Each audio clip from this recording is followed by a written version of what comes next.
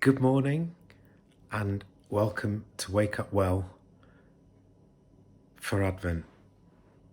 I'm not going to sing, lucky you, but I'm going to a passage this morning that I wouldn't have thought of going to think about Advent. And what does Advent mean? It's all about the waiting.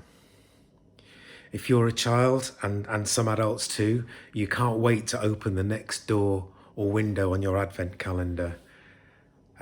You're possibly eating your chocolate right now and getting more and more excited for Christmas.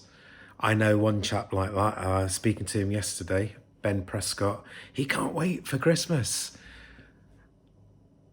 But just think, what was it like for Mary? We've started this year's Advent Wake Up Well from the Old Testament. But why?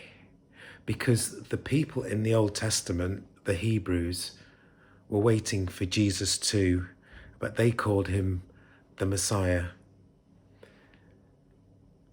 Prophets, more than one, including Micah, were given encouragements and guidance to give to anyone who wanted to listen.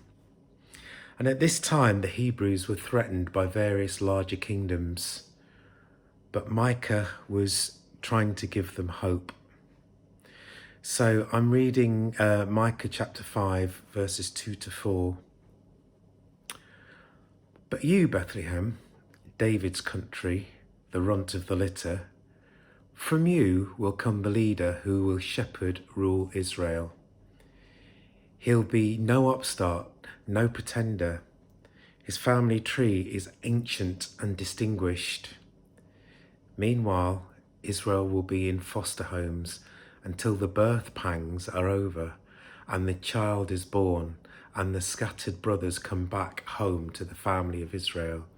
He will stand tall in his shepherd rule by God's strength, centered in the majesty of God revealed.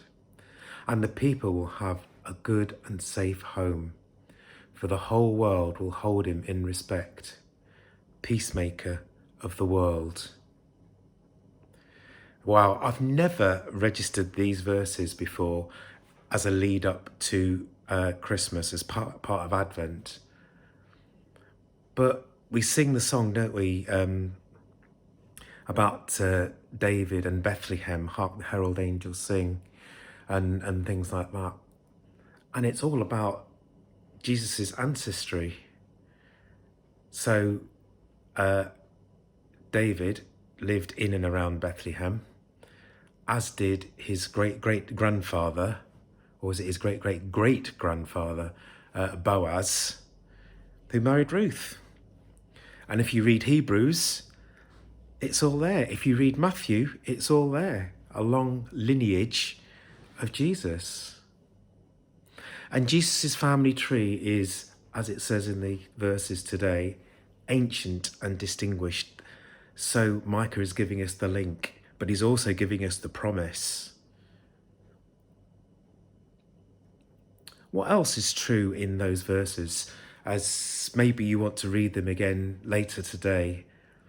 And thank God for the Good Shepherd.